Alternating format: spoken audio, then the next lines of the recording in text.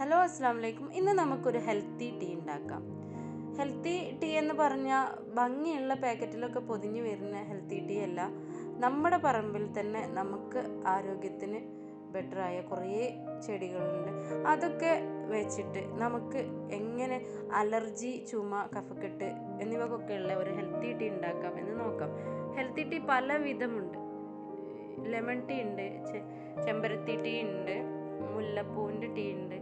ഇത് അയ്യമ്പാന ഇട്ട് ഉള്ള ഒരു ടീ എങ്ങനെ ഉണ്ടാക്കാം നമുക്ക് നോക്കാം. അയ്യമ്പാന മൂലക്കുരുവിന് വളരെ ഉപകാരപ്രദമായൊരു ചെടിയാണ്. ഇത് മുറിവ് ഉണക്കാനും വളരെ ഉപകാരമാണ്. തുളസിയിലയുടെ ഗുണങ്ങൾ പിന്നെ ഞാൻ പറയാതെ തന്നെ നിങ്ങൾക്ക് എല്ലാവർക്കും അറിയാം.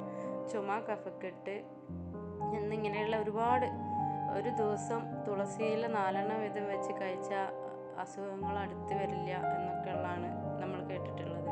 അതുപോലെ തന്നെ കിയാർനെല്ലി മഞ്ഞപ്പിത്തത്തിന് വളരെ ഉപകാരമാണ്. അത് മാത്രവുമല്ല, കിയാർനെല്ലി അലർജി സംബന്ധമായ കാര്യങ്ങൾക്ക് കിയാർനെല്ലി വളരെ നല്ലതാണ്. അപ്പോൾ നമുക്ക് അയ്യമ്പാനയും തുളസിയിലയും കിയാർനെല്ലിയും ചേർത്ത് ഒരു ചായ ഉണ്ടാക്കാം. ഇവ 3 നല്ലവണ്ണം കഴുകി വൃത്തിയാക്കി വെക്കുക.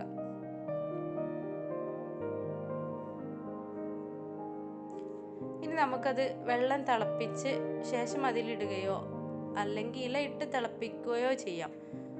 നല്ലവണ്ണം തിളച്ച് വരുമ്പോൾ ഇതിൻ്റെ കളർ ഒരു ലൈറ്റ് ഗ്രീൻ ആവുന്നത് വരെ ഇത് തിളപ്പിക്കുക.